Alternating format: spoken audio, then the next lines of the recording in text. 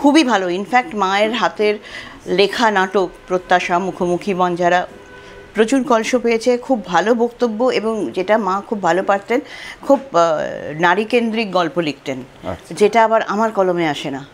মানে কিন্তু আমি সাংঘাতিকভাবে নারীকেন্দ্রিক গল্প ভালোবাসি, বিশ্বাস করি, কিন্তু সেইখানে আমার হাতে খালি দেখি যা বেরোয় সব ওই পুরো সবটা নিয়ে, আলাদা করে আর বেরোয় না।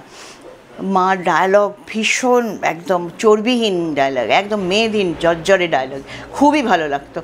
তো সেইখান থেকে আমার তাগিদ সেরম কিছু বুঝিনি, কিন্তু একটা ভালো লাগা ছিল। স্কুলে লিখতাম, স্কুলে নাটক হতো, তখন সেখানে ছোট ছোট লিখে বুঝতাম যে আমি পারি লিখতে।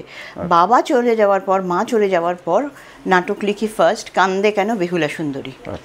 তো সেই নাটকটায় অনেক গান ছিল, অরিন্দম তখন সুর দিয়েছিল, ওইটা আমার প্রথম লেখা। লিখে ডিরেকশন দিয়ে কী যে আনন্দ হয়েছিল, মানে মনে হয়েছিল একটা আলাদা জগৎ, লেখার জগৎটা মনে হয়েছিল আরে বাস দারুণ। তো এখনও বলবো আমার লেখার জগতের নাটক, গল্প, উপন্যাস যাই লিখি, ওইটা আমার কাছে মনে হয় এই আকাশে আমার মুক্তি, আলোয় আলো, খুব ভাল লাগে লিখতে। সুতরাং নিজের মনের তাগিদেই লিখেছি।